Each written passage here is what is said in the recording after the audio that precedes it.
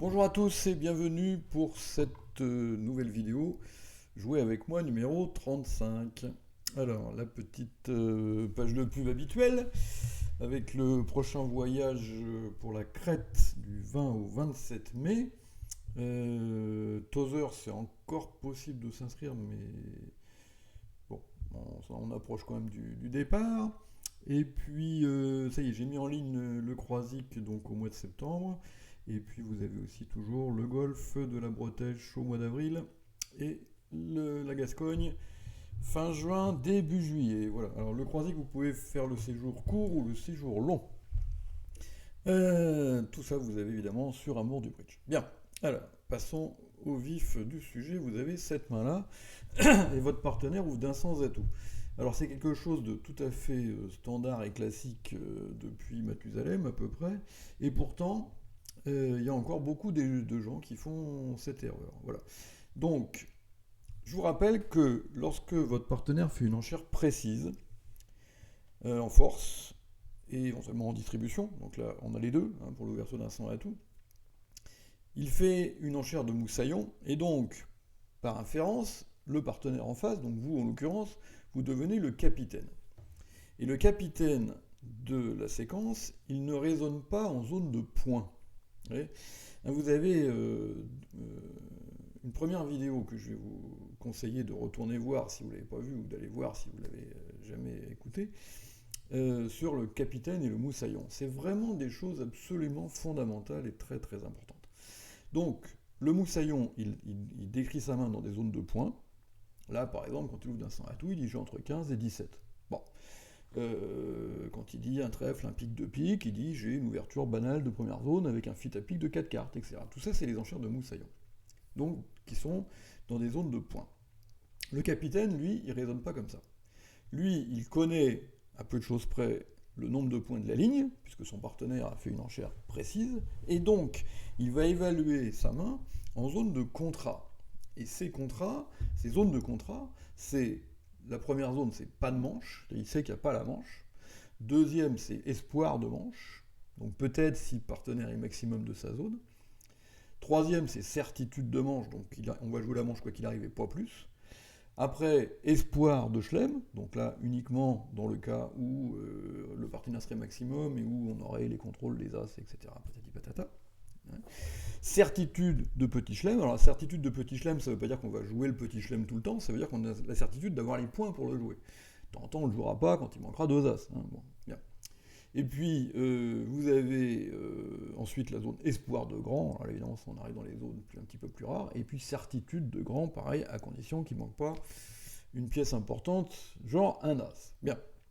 Alors, là, quand vous avez 9 points d'honneur et une couleur mineure 6ème, vous êtes dans la zone manche. Bon, ni plus, ni moins. Maintenant, reste à choisir laquelle.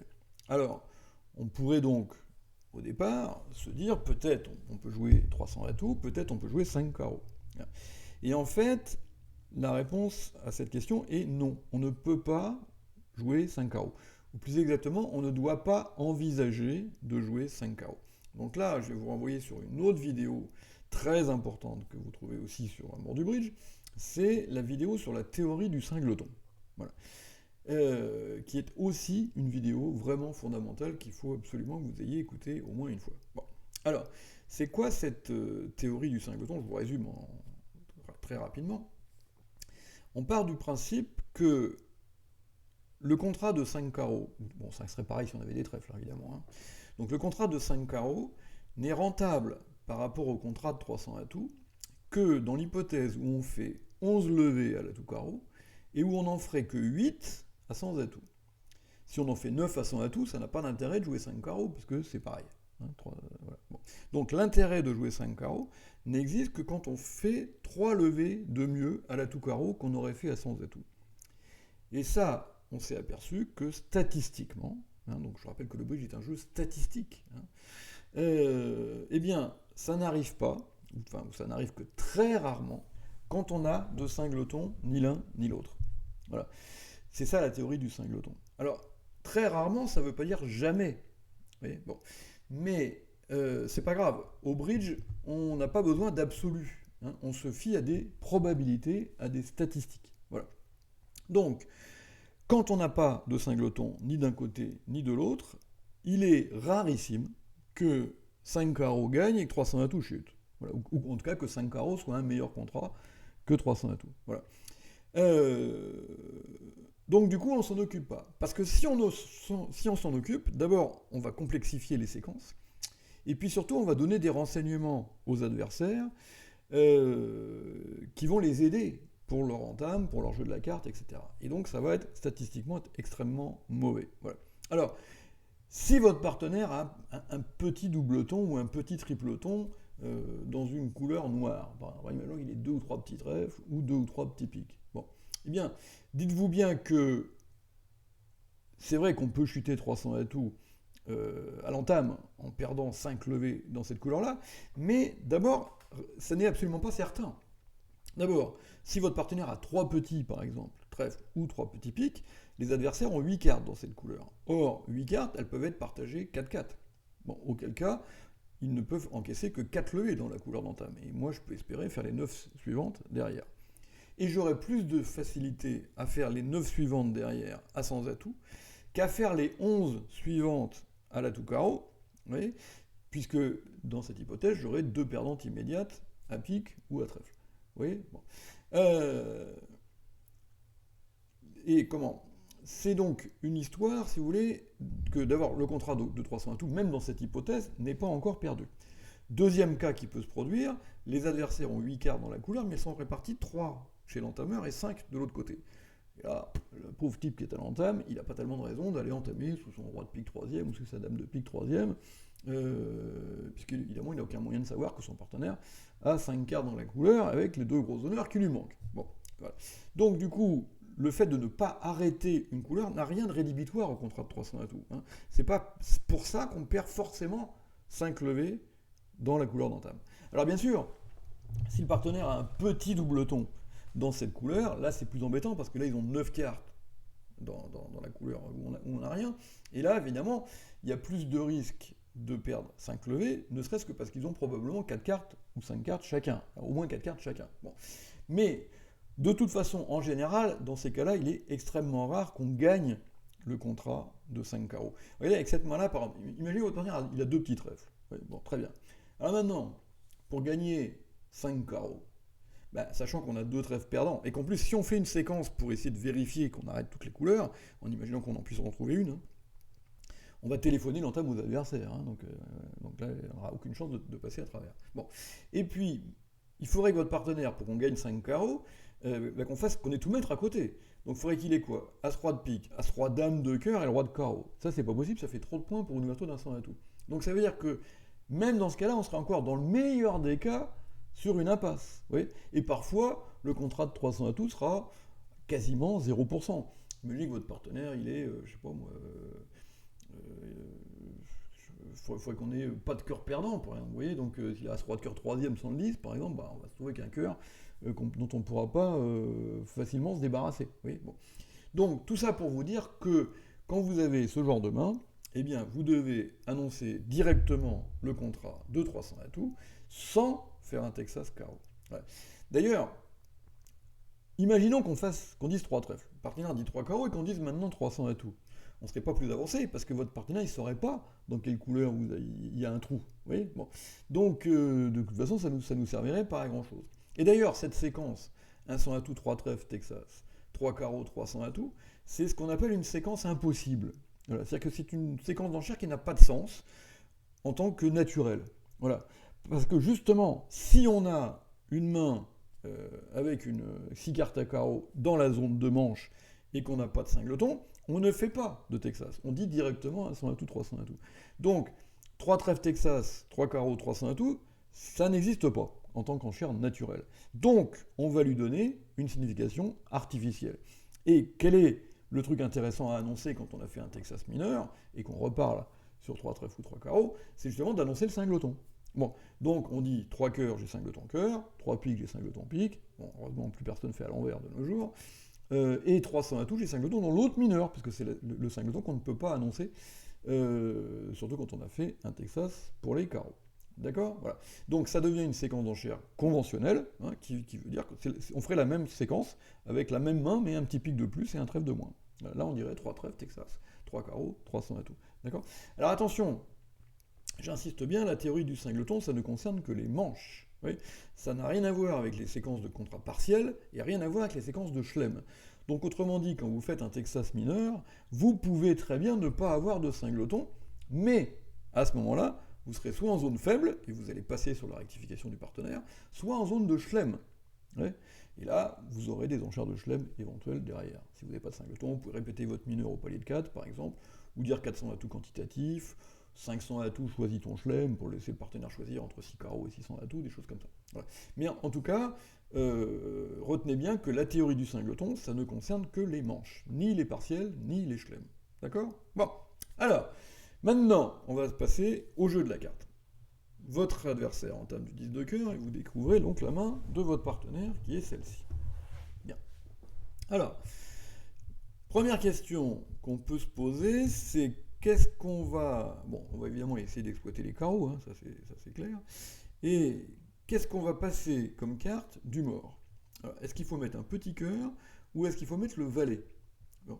Alors ça déjà, bon, c'est une question qu'il faudra très souvent se poser, puisque valet 3e pour as-3 3e, c'est une teneur banale quand vous jouez un contrat à 100 atouts. Bien.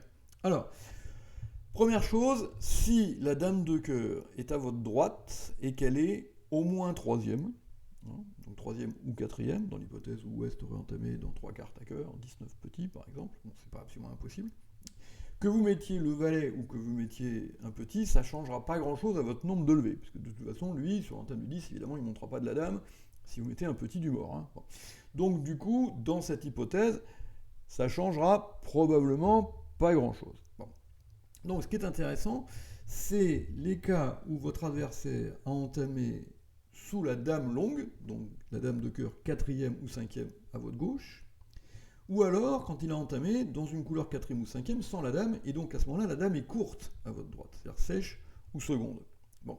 Alors là, évidemment, c'est pas pareil, parce que là, si vous voulez, s'il a entamé sous la dame et que vous voulez faire 3 levées de cœur, il faut mettre le valet.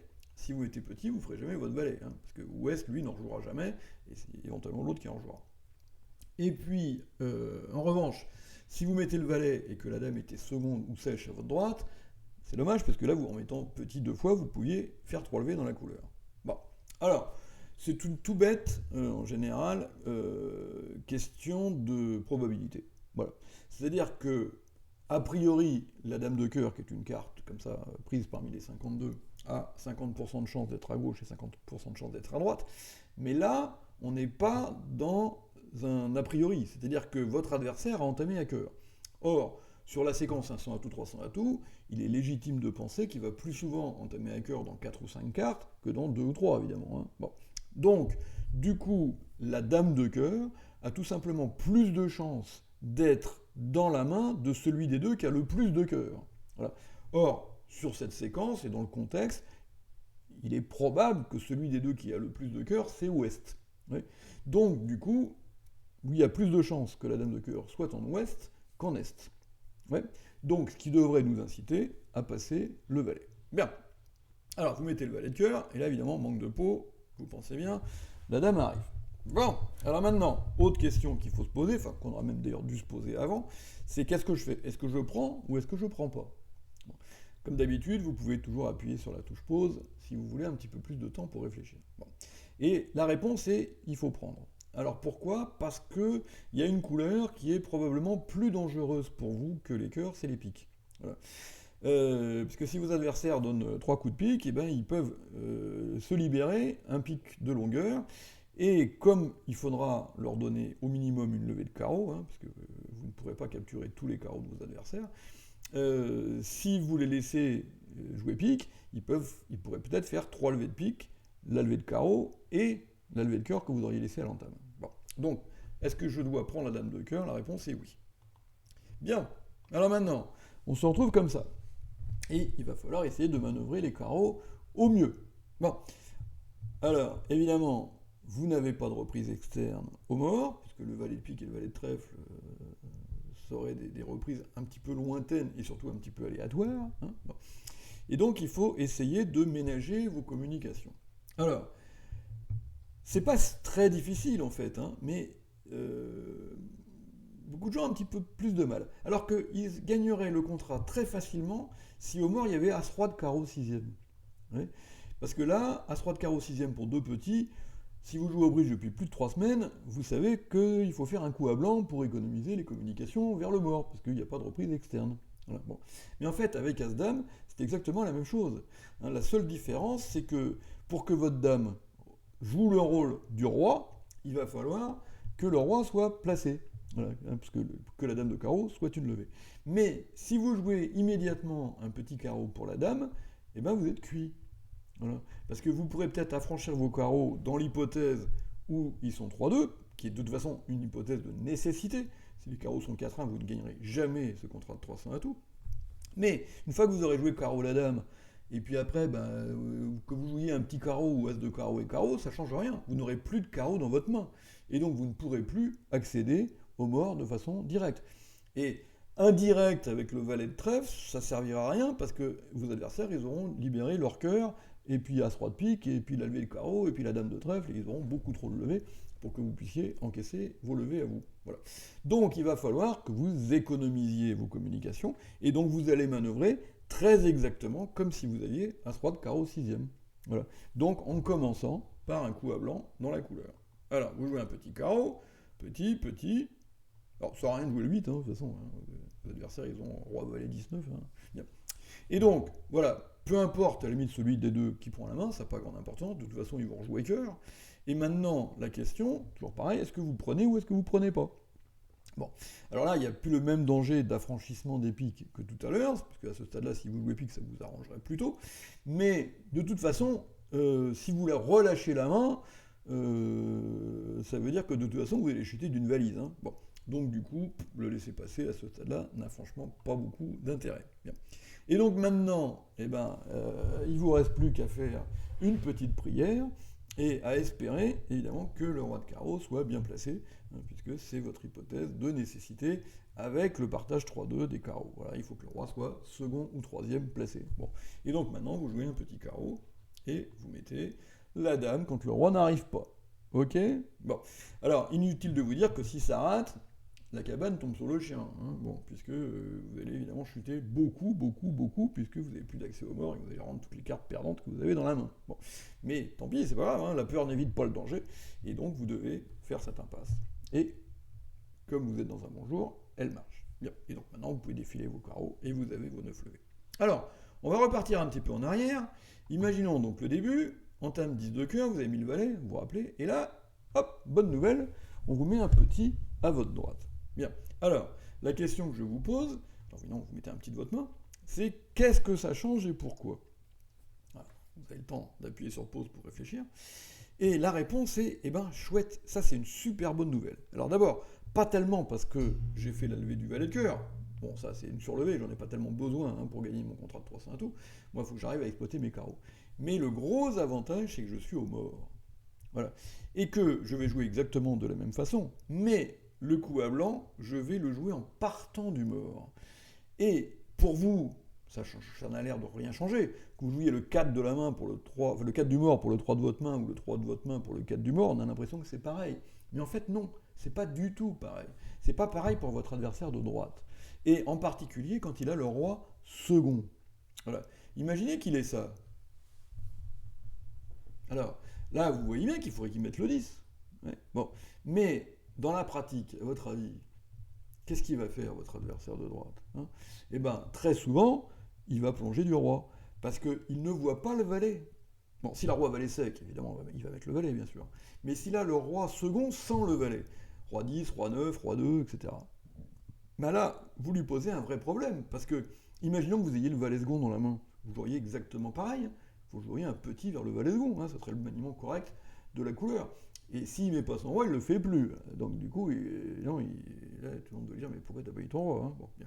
Donc du coup, vous lui posez un problème. Alors, si vous jouez contre Thomas B6, Cédric Lorenzini ou un adversaire de cette trempe-là, il va avoir anticipé le problème sur la première levée, il va avoir réfléchi à tout ça, il va vous mettre le 10 de carreau sans réfléchir et sans hésiter, parce que il doit savoir que c'est sa seule chance. Bon, mais rassurez-vous, vous ne jouez pas toujours contre des adversaires de cette trempe-là. Bon.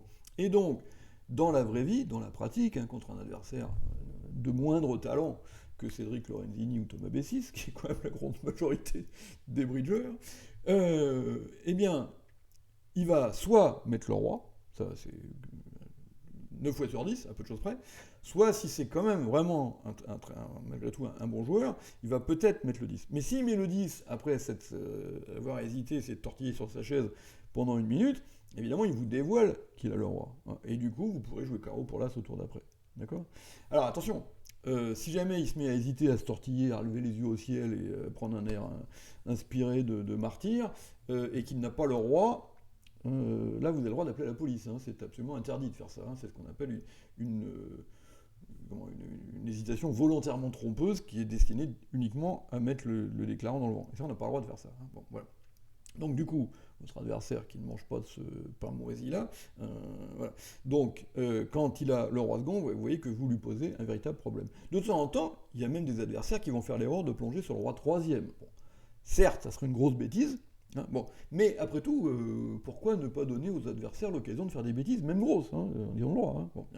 Donc du coup, en jouant un petit carreau du mort, vous maximisez vos chances, parce que si jamais il plonge sur le roi second, du coup, plouf, plouf, plouf, ça vous libère tous les carreaux. Vous voyez, bon. Alors, donc c'est un plus. Vous voyez. Donc retenez ça, hein, parce que c'est une couleur que vous aurez souvent à manœuvrer As-Dame 6e pour 2 petits, à sans atout. Si vous le pouvez, alors on ne peut pas le toujours, hein, mais si vous le pouvez, jouez du mort. Voilà. Ça augmente vos chances de faire 5 levées dans la couleur, parce que vous prenez la chance du roi second. Alors bien entendu, si quand vous jouez un petit carreau, on ne vous met pas le roi, mais n'importe quelle autre carte, bon, bah, vous mettez votre coup à blanc, voilà, l'adversaire prend, et on se retrouve dans la même situation que tout à l'heure, c'est-à-dire qu'au tour d'après, vous jouerez carreau pour la dame. Hein, ouais, d'accord, bon, voilà, donc ça. Mais en tout cas, retenez que As-Dame 6e pour 2 petits, on donne un coup à blanc à sans atout pour économiser les communications. Et si on peut le faire, c'est beaucoup mieux de donner un carreau, un coup à blanc en partant du mort. Voilà. Parce qu'on donne à l'adversaire l'occasion de mettre le roi avec le roi second. Bon. Et puis si jamais il ne le fait pas et qu'il vous met un petit avec le roi second foulé sans avoir dévoilé en hésitant qu'il avait le roi, il n'y aura plus qu'à dire chapeau. Bravo, monsieur ou madame Est, vous avez drôlement bien joué. Voilà, bon, donc voilà les 4 jeux. Vous voyez, c'était pas un coup si compliqué que ça, mais malgré tout, voilà, des petites choses intéressantes à retenir. Voilà. Eh bien écoutez, c'est la fin de cette vidéo, et puis peut-être à bientôt sur un de mes stages.